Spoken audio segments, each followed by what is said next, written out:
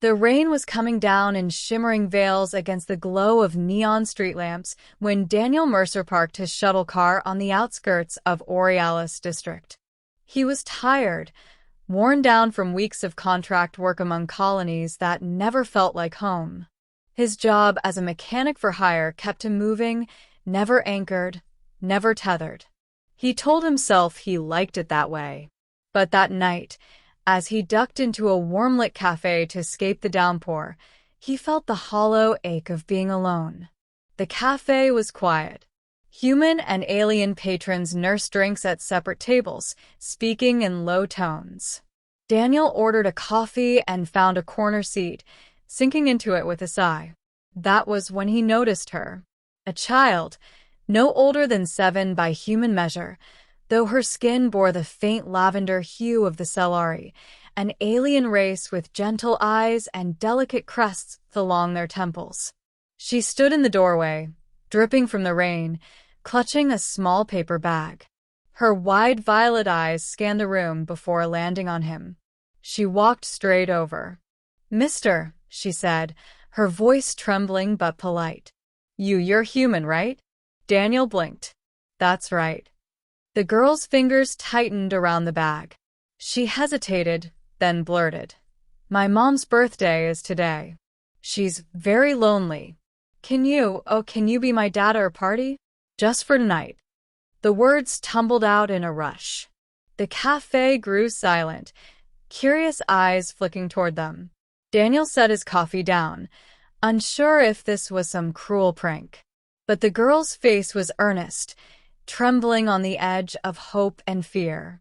"What's your name?" he asked gently. "Lyra," she whispered. "Please." She always pretends she's fine. But I hear her cry when she thinks I'm asleep. Daniel's throat tightened. He should have said no. He didn't know these people, didn't belong in their lives. But something in Lyra's plea, the raw honesty of a child desperate to see her mother smile, broke through his walls. "All right, Lyra," he said softly. "Take me to your mom." The girl's tiny hand slipped into his as they walked through narrow, rain-slick streets to a modest apartment block. Inside, the air smelled faintly of herbs and warm bread. Lyra tugged him toward a small unit on the 3rd floor and pushed the door open without knocking. A woman looked up from a table where a cake, small, slightly lopsided, waited with unlit candles. She was Cellari, her lavender skin patterned with faint silver markings that shimmered under the light. Her long dark hair was tied loosely at the back, strands falling across tired but striking features.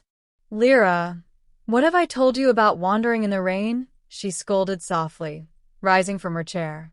But her voice faltered as she saw Daniel step in behind her daughter. Her eyes narrowed in wary confusion. "Mom," Lyra piped up, running forward. This is Dad. He came for your birthday." The woman froze. Color drained from her face, then flushed in embarrassment. Daniel raised his hands quickly. I'm sorry. Your daughter found me at the cafe. She asked me to come. I didn't mean to intrude." Silence stretched. The woman's lips parted, but no words came. She glanced at Lyra, who stood beaming, desperate for her plan to succeed. Finally, the woman sighed, shaking her head with a weary smile. "Children," she murmured. Then, with a deep breath, she extended her hand. "I am Celine. Thank you for humoring her." Daniel shook her hand. It was warm, delicate. Lyra clapped her hands. "Now we can light the candles." They ate together at the little table, laughter slowly filling the gaps between awkward silences. Lyra insisted Daniel cut the cake, beaming as though the universe had granted her deepest wish. Celine watched, her guarded expression softening little by little. Over the meal, Daniel learned pieces of their story. Celine's husband had been conscripted during the border conflicts years ago and never returned. She had raised Lyra alone in a city where single mothers, especially alien ones, were overlooked, sometimes scorned. Work was scarce, friends scarcer. Most nights were spent in quiet solitude, broken only by Lyra's chatter. Daniel found himself drawn to Celine's resilience, the quiet strength behind her loneliness. Her laugh, rare but genuine, lit the room more than the candles. He told them of his own drifting life, the endless repairs, the stations and colonies that blurred together. He hadn't celebrated his own birthday in years. For a while, it felt like family, but reality pressed to the edges. This wasn't his place. He wasn't her husband, wasn't Lyra's father. He was a stranger filling an empty chair. After cake, Celine began clearing plates. "You've been kind, Daniel, but you don't have to stay any longer. Lyra shouldn't have asked this of you." Daniel opened his mouth to protest, but Lyra beat him to it. She threw her arms around his waist, eyes shimmering. "Please don't go," she begged. "You make Mom smile. She never smiles like this." Celine froze, a plate in her hand, her shoulders trembling. She turned away quickly, hiding her face. Daniel's chest tightened. He crouched, meeting Lyra's gaze. "I can't be your dad," he said gently. "Not just like that." "But I can be your friend. And maybe your mom's friend too, if she'll let me." Lyra's crest drooped, but she nodded slowly. Celine set the plate down with a soft clink and turned back, her eyes damp but resolute. "That might be nice," she whispered. Days turned into weeks. Daniel found excuses to linger in Aurealis district between jobs.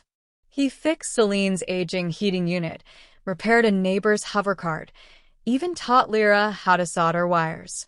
Their little apartment became less a stopover and more a refuge. Celine was cautious, her heart clearly bruised by years of loneliness and loss. But Daniel's steady kindness, his willingness to listen, began to thaw the walls she had built. Sometimes he caught her watching him when she thought he wouldn't notice, her lips curved in the smallest of smiles. One evening, as he prepared to leave for another contract, Lyra tugged his sleeve. "When will you come back?" "Soon," Daniel promised. "Promise, promise," she pressed. He knelt and touched her crest gently. "Promise, promise." Behind her, Celine's eyes softened, though she said nothing. The turning point came a month later. Daniel returned from a long trip to find Celine's building surrounded by flashing security drones. A faulty power relay had sparked a fire. Panic gripped him as he pushed through the crowd, heart pounding. He found them huddled outside, coughing but alive. Celine's apartment was gutted, her few possessions reduced to ash. She clutched Lyra tightly, her face pale with shock. Without hesitation, Daniel wrapped his arms around them both. "You're coming with me," he said firmly.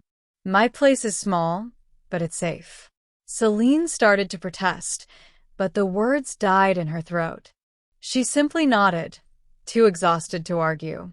That night, in his modest quarters, they sat together, broken, shaken, but alive.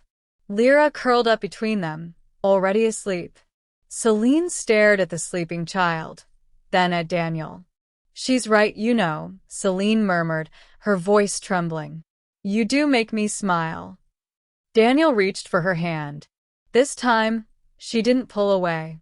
Months later, on a quiet evening, the three of them shared dinner around Daniel's table. Lyra chattered about school, her laughter filling every corner of the room. Celine leaned against Daniel's shoulder, her hand resting in his.